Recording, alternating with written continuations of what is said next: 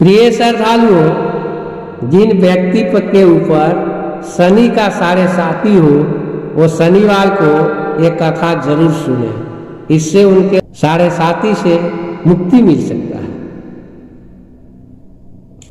एक समय सभी नवग्रहों सूर्य, चंद्र, मंगल, बुध, बृहस्पति, शुक्र, शनि, राहु और केतु में विवाद छिड़ गया, यानी लड़ाई हो गया। इनमें सबसे बड़ा कौन है? सभी आपस में लड़ने लगे और कोई निर्णय न होने पर देवराज इंद्र के पास निर्णय कराने पहुंचे। इंद्र इससे घबरा गए और इस निर्णय को देने में अपनी असमर्थता जताई। परंतु उन्होंने कहा कि इस समय पृथ्वी पर राजा विक्रमादित्य है, जो कि अति न्यायप्रिय है, वे ही इसका निर्णय कर सकते हैं। सभी ग्रह एक साथ राजा विक्रमादित्य के पास पहुंचे और अपना विवाद बताया, साथ ही निर्णय के लिए कहा। राजा इस समस्या से अति चिंतित होते, क्योंकि वे जानते थे कि जिस किसी को भी छोटा बताया वही कुपित हो उठेगा, यानी दुखित हो उठेगा। तब राजा को एक उपाय सुझा। उन्होंने स्वर्ण, रजत, कांस्य, पीतल, सीसा, रंगा, जस्ता, अवरक और लौह से 9 सिंहासन बनवाए और उन्हें इसी क्रम से रख दिए। फिर उन सबसे निवेदन किया कि आप सभी अपने अपने सिंहासन पर स्थान ग्रहण करें। जो अंतिम सिंहासन पर बैठेंगे वही सबसे छोटा होगा। इस अनुसार लौह का सिंहासन सबसे बाद में होने के कारण शनिदेव सबसे बाद में बैठे, तो वही सबसे छोटे कहलाए। उन्होंने सोचा कि राजा ने यह जानबूझकर किया है। उन्होंने कुपित होकर राजा से कहा, राजा तू मुझे नहीं जानता। सूर्य एक राशि में 1 महीना, चंद्रमा 2.25 महीना, 2 दिन, मंगल 1.5 महीना, बृहस्पति 13 महीने, वो बुध और शुक्र एक महीने विचरण करते हैं। परंतु मैं 2.5 से 7.5 साल तक रहता हूँ। बड़े बड़ों का मैंने विनाश किया है। श्री राम की 7.5 आने पर उन्हें वनवास हो गया। रावण की आने पर उनकी लंका को बंदरों की सेना से परास्त होना पड़ा। अब तुम सावधान रहना। ऐसा कहकर कुपित होते हुए शनिदेव वहां से चले गए। अन्य देवता खुशी खुशी चले गए। कुछ समय बाद राजा की 7.5 आई।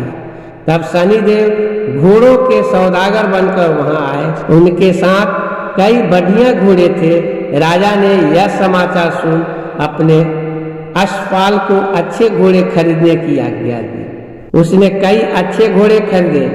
वो एक सर्वोत्तम घोड़े को राजा को सवारी हेतु दिया। राजा ज्यों ही उस पर बैठा, वह घोड़ा सरपट वन की ओर भागा। भीष्म वन में पहुंच वह अंतर्धान हो गया और राजा भूख प्यास भटकता रहा। तब एक ग्वाले ने उसे पानी पिलाया। राजा ने प्रसन्न होकर उसे अपनी अंगूठी दी। वह अंगूठी देकर राजा नगर को चल दिया और वह अपना नाम उज्जैन निवासी बताया। वहां एक सेठ की दुकान में उसने जल इत्यादि पिया और कुछ विश्राम भी किया। भाग्यवश उस दिन सेठ की बड़ी बिक्री हुई। सेठ उसे खाना इत्यादि कराने खुश होकर अपने साथ घर ले गया। वहां उसने एक खूंटी पर देखा कि एक हार टंगा है, जिसे खूंटी निगल रही है। थोड़ी देर में पूरा हार गायब था। तब सेठ ने आने पर देखा कि हार गायब है। उसने समझा कि राजा ने ही उसे चुराया है। उसने राजा को कोतवाल के पास पकड़वा दिया। फिर राजा ने भी उसे चोर समझकर हाथ पैर कटवा दिए। वह चौरंगिया बन गया और नगर के बाहर फिकवा दिया गया। वहां से एक पेली निकल रहा था, जिसे दया आई और उसने राजा को अपनी गाड़ी में बिठा लिया। वह अपनी जीभ से बैलों को हाँकने लगा। उस काल राजा की शनि दशा समाप्त हो गई। वर्षा काल आने पर वह मल्हार गाने लगा। तब वह जिस नगर में था वहाँ की राजकुमारी मनभावनी को वह इतना भाया कि उसने मन ही मन प्रण कर लिया कि वह उस राग गाने वाले से ही विवाह करेगी। उसने दासी को ढूंढने के लिए भेजा। दासी ने बताया कि वह एक चौरंगिया है, परंतु राजकुमारी न मानी। अगले ही दिन से उठते ही वह अनशन पर बैठ गई कि विवाह करेगी तो उसी से। उसे बहुत समझाने पर भी जब न मानी तो राजा ने उस तेली को बुलाहट भेजा और विवाह की तैयारी करने को कहा। फिर उसका विवाह राजकुमारी से हो गया। तब एक दिन सोते हुए स्वप्न में शनिदेव ने राजा से कहा, राजन देख, तुमने मुझे छोटा बताकर कितना दुख झेला है। तब राजा ने उनसे क्षमा मांगी और प्रार्थना की, शनिदेव जैसा दुख मुझे दिया है किसी और को न दे। शनिदेव मान गए और कहा, जो मेरी कथा और व्रत कहेगा उसे मेरी दशा में कोई दुख न होगा। जो नित्य मेरा ध्यान करेगा और चींटियों को आटा डालेगा उसके सारे मनोरथ पूर्ण होंगे। साथ ही राजा को हाथ पैर भी वापस दिए। प्रातः आंख खुलने पर राजकुमारी ने देखा तो वह आश्चर्यचकित रह गई। बीका ने उसे बताया कि वह उज्जैन का राजा विक्रमादित्य है। सभी अत्यंत प्रसन्न हुए। सेठ ने जब सुना तो वह पैरों पर गिरकर क्षमा मांगने लगा। राजा ने कहा कि वह तो शनिदेव का कोप था, इसमें किसी का कोई दोष नहीं। सेठ ने फिर भी निवेदन किया कि मुझे शांति तब ही मिलेगी जब आप मेरे घर चलकर भोजन करेंगे। सेठ ने अपने घर नाना प्रकार के व्यंजनों से राजा का सत्कार किया।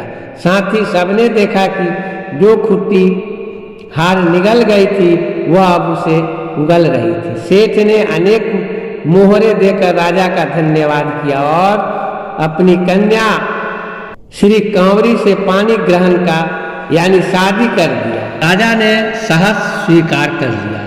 कुछ समय पश्चात राजा अपनी दोनों रानियों मनभावनी और श्री कांवरी को सभी उपहार सहित लेकर उज्जैन नगरी को चले।